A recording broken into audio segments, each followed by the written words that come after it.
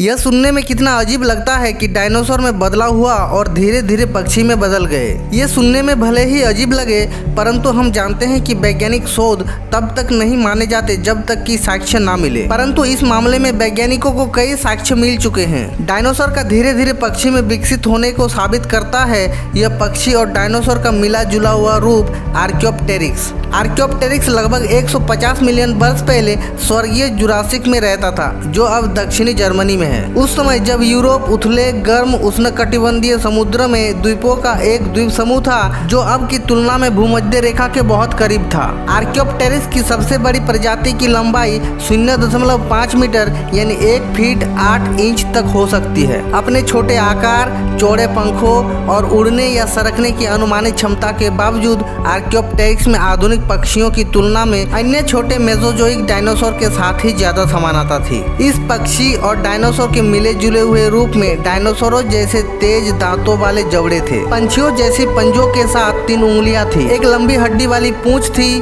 पंख था और कंकाल की विभिन्न विशेषताएं थी, जो आधी डायनासोर और आधे विकसित होते हुए पक्षी से मेल खाती है। ये सारी विशेषताएं आर्कियोप्टेरिक्स को गैर एवियन डायनासोर यानी बिना पक्षी के अंश वाले डायनासोर और पक्षियों के बीच एक संक्रमणकालीन जीवाश्म के लिए स्पष्ट उम्मीदवार बनाती है। इस प्रकार आर्कियोप्टेरिक्स न केवल पक्षियों की उत्पत्ति के अध्ययन में बल्कि डायनासोर के अध्ययन में भी महत्वपूर्ण भूमिका निभाता है। आर्कियोप्टेरिक्स को लंबे समय तक पक्षियों के विकासवादी वृक्ष की शुरुआत माना जाता था। हालांकि हाल के वर्षों में कई छोटे पंख वाले डायनासोरों की खोज ने जीवाश्म विज्ञानियों के लिए एक रहस्य पैदा कर दिया है, जिससे सवाल उठता है कि कौन से जानवर वास्तविक तौर पर आधुनिक पक्षियों के पूर्वज हैं।